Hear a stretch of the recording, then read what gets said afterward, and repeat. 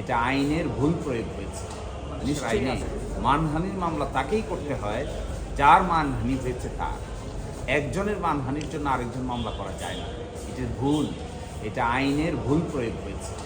নিশ্চয়ই আজকে যে আদেশ হয়েছে, আমরা সাবমিশন রেখেছি, হাইকোর্টের সিদ্ধান্ত দিয়েছি, ভারতীয় উপমহাদেশের সিদ্ধান্ত দিয়েছি, এগুলো আদালতের কাছে জানাও আছে। আমার মনে হয় আদেশের ভিতরে এগুলো রিফ্লেক্টেড হবে যে তিনি কীভাবে এই আদেশটা দিচ্ছেন। মন্তব্যটা কী করেছেন? মন্তব্য করেছেন ধর্মবিদ্বেষী বলেছেন। তো এটিকে উনি যদি আঘাতপ্রাপ্ত হয়ে থাকেন সংশ্লিষ্ট ব্যক্তি, তাহলে আইনের বিধান অনুযায়ী তাকেই সে মামলা, কিন্তু মামলা দায়ের করে ফেলেছেন আরেকজন, এটা আইনে অ্যালাউড না।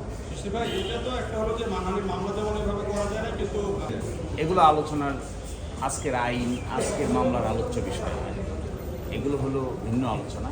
কিন্তু আজকের মামলার যে আলোচ্য বিষয়, এটাই আপনাদের সামনে আমরা বলছি। আজকের মামলার আলোচ্য বিষয়ের বাইরে যেটা আছে সেই প্রশ্ন এবং সেই ইস্যু আমরা এখানে আলোচনা আপাতত